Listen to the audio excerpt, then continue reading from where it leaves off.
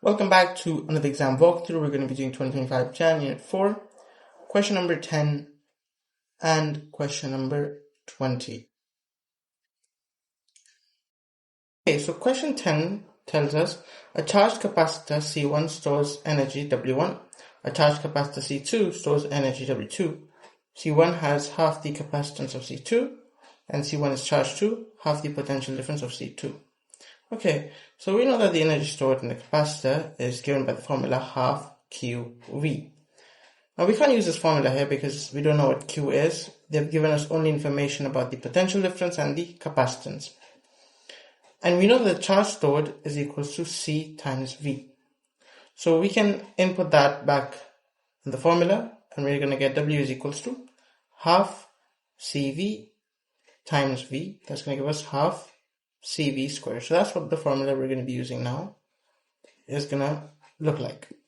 So we can say W1 is equals to half C1 and V1, and W2 is equals to half C2 V2 squared. And we know C1 is equals to half C2 and V1 is equals to half V2. Okay, we're going to come back to this. Let's go back to our energy stored equations. We're going to divide both of them. This cancels out. So I'm going to get W1 over W2 is equals to C1 V1 squared over C2 V2 squared. Okay, now instead of C1, what I'm going to write is I'm going to write half C2. And then instead of V1, I'm going to put in half V2 squared over C2 V2 squared. Okay, and then we further simplify this. We get half C2 and 1 over 4 V2 squared, C2 V2 squared. The C2 cancels out and V2 also cancels out. And then we end up getting 1 over 2 times 1 over 4. And I think that's all. W1 over W2. Okay, and then if you multiply both of this, you're going to get 1 over 8. So your answer is going to be A. That's all. Okay, now let's go to the next one. Okay, so I'm going to read the question first. I'm going to explain it. And then I'm going to write the answer. So it says a student connected the circuit shown to investigate the charging and discharging of a capacitor. She connected the switch to position X. Now position X is when the capacitor will start to charge. So we're talking about the charging of capacitor. So if you have notes or something like that, you can go back to that, right, to refer to it. So we're talking about the charging of capacitor. Okay, then it says explain how the current in the circuit varies when the switch is connected to position X. You do not need any calculation. So we got to explain. Now, first thing, let's use the voltage law that we learned in our AS level, which was that the sum of the EMF is equal to the sum of the potential difference. So the EMF here is 8 volts and the potential difference is going to be the potential difference across the capacitor, and then the other one is going to be the potential difference across the resistor. Okay, so I'm going to write that down. 8 is equals to VR plus VC. Okay, so the potential difference is going to be shared between both of them. But there's a twist here. The potential difference across the capacitor is increasing. Okay, because as the plates of the capacitor become charged, they gain potential difference. Right? The potential difference across the capacitor is basically increasing. And because of that, the capacitor is taking more and more of the potential difference, a greater proportion of it with respect to time, and the resistor is losing that share of the potential difference. Okay, and eventually what will happen is that we'll have 8 volts total, obviously. Now, after the capacitor is fully charged, the resistor will have 0 volts, so it will get nothing. And all of the 8 volts will be taken by the capacitor. So the potential difference across the capacitor will be 8. Okay, so the capacitor now has potential difference of 8 volts, which is equal to the EMF of the battery, so the current will be 0, right? And the reason for that is because notice that the potential difference across the resistor is 0, and we know V is equals to IR. So we know that resistance is not 0, right? So R times 0 is going to be 0, right?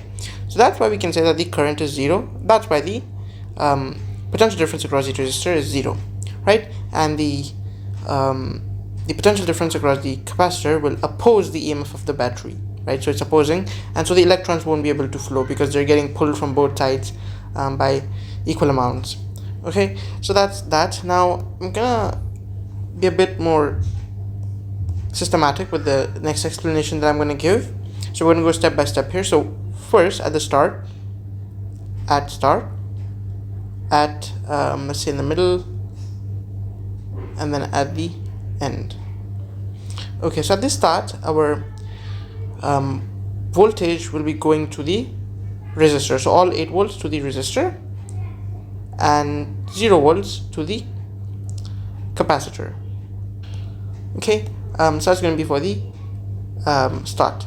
Okay, and here the current will be maximum, so I max. Okay, so the capacitor will slowly get charged as the electrons flow to it and flow from it, right? So that's going to happen, and then what's going to happen is that the potential difference across the resistor is going to decrease, the potential difference across the capacitor will increase. Okay, and then what's going to happen at the end, it'll be 0 volts here and 8 volts here, and the current here will be equals to 0, right? Yeah, so that's how it's going to be like, right? And that's basically what you got to write here as well. Okay, so I'm just going to write it down and then we're going to move on. So your answer is going to be, initially the PD across the resistor is 8 volts and the current is maximum. As the capacitor is charged, the PD across it increases and the PD across the resistor decreases. Therefore, current in the circuit decreases. Eventually, the PD across the capacitor will equal the EMF of the battery and the current will be equals to 0. Okay, so that's going to be answer. Now remember, the PD across the resistor will be decreasing and the PD across the capacitor will be increasing, and capacitor will oppose the EMF of the battery, and because of that the current will decrease. Okay, so that's going to be your answer. Now let's move on to the next part. Okay, so in the next part it says sketch a graph to show the variation of current in the circuit as the capacitor is charged, include the maximum value of current in the circuit. So the charging graph of the current is going to be like this. Now they ask us to also find the value of the maximum current. Now current I will be max when VR, which is the potential difference across this resistor, is going to be 8 volts. Okay, and we know the resistance is going to be 125 kilo ohms. Okay, so I'm going to plug this in the formula. V is equals to IR and get the value of I. Okay, so you're going to plug in the values in the formula. You're going to get 6.4 times 10 to the power of minus 5 amps. Now, two things remember. One is the shape of your graph. And the second thing that you have to be careful about is labeling your axis. Okay, so on your x-axis, you're going to write T and seconds. And on the y-axis, you're going to write current. Then you're going to write amps. And then here we can say this is going to be 6.4 times 10 to the power of minus 5. And then you can draw a graph that's going like this. Just one last point before we move on. Make sure your graph doesn't crash downwards. That's what the examiner said some students do.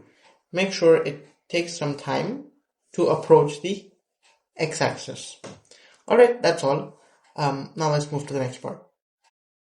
Okay, part B says to discharge the capacitor, the student connected the switch to position Y, so that the time constant of the circuit is about 60 seconds.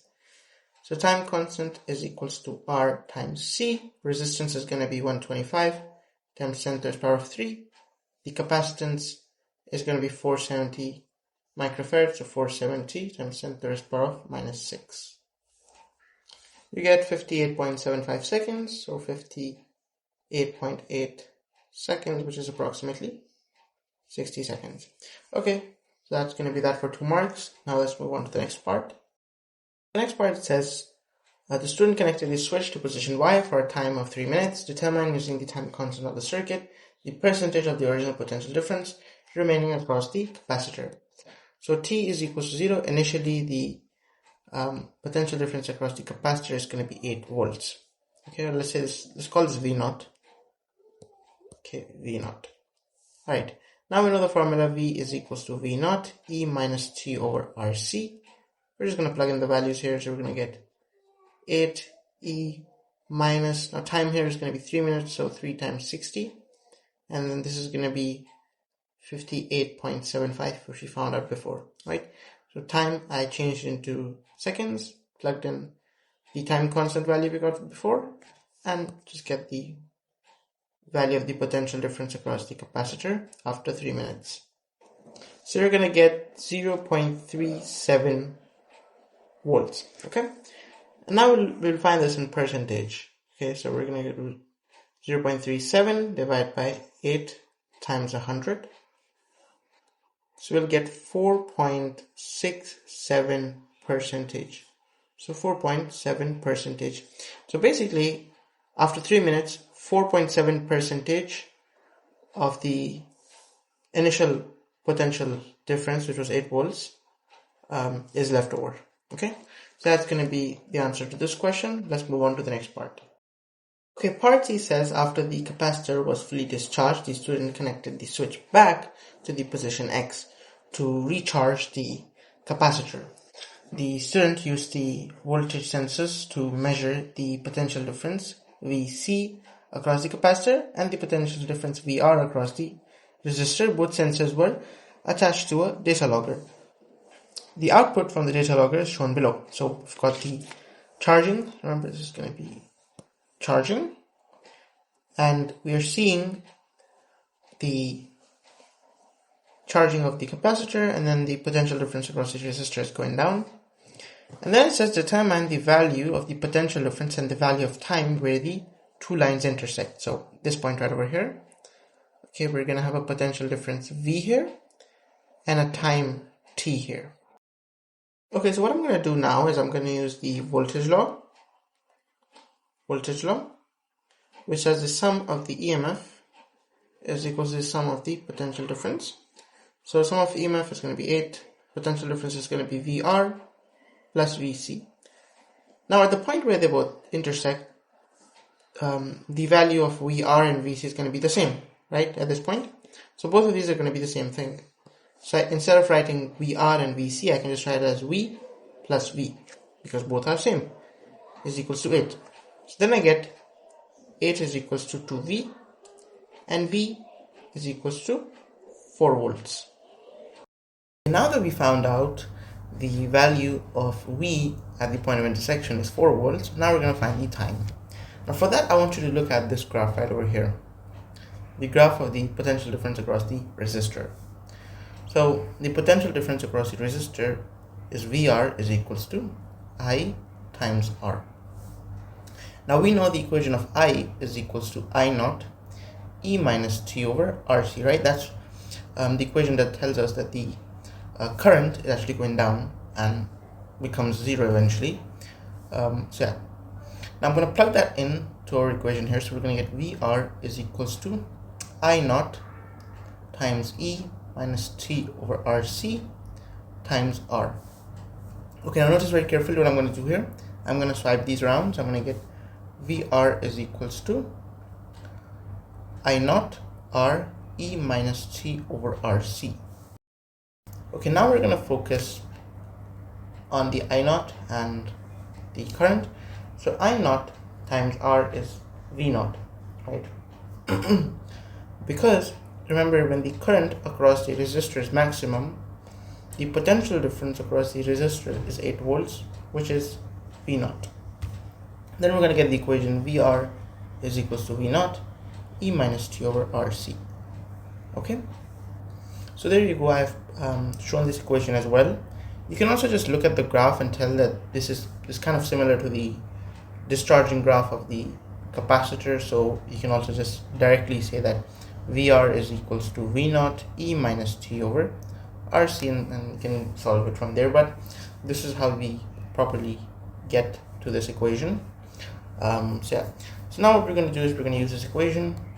We know VR is 4 volts, V naught is going to be 8 volts, and RC is 58.75. we found that out before.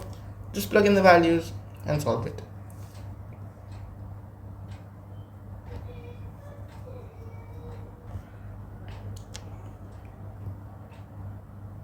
Okay, so we're going to end up with this expression now, and we're going to get T as 40.7 seconds. Okay, so the PD is going to be 4.0 volts.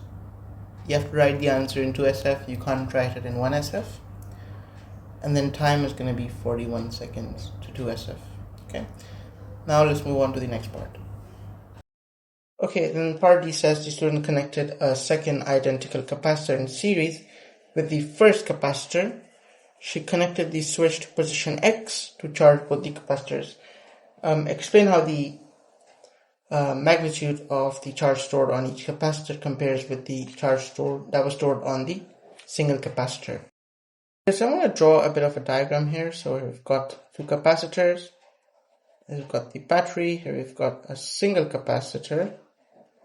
Okay, now here what's going to happen is when both the capacitors are connected in series, it's kind of like two resistors connected in series. You're going to share the voltage.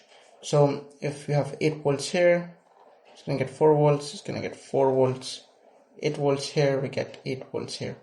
Now notice here that the capacitor, when it's alone, is getting all the 8 volts. So we know that Q is equal to CV. Now here V is more, so the charge stored is going to be greater. If we talk about Q is equal to CV here, Q is equal to CV here, here the V is going to be 4, so the charge stored is going to be less. So the answer for this is going to be charge stored on each capacitor is less than the charge stored on the single capacitor, as PD is shared in series between the capacitors. Okay, so that's going to be your answer. If you want to go a bit more in detail into parallel and series capacitors, if that's there in your syllabus, then you can watch the video in the playlist. I've made a separate video on the capacitor in series and parallel as well. Okay, so that's all for this question. Now I'm going to show you the MS and ER.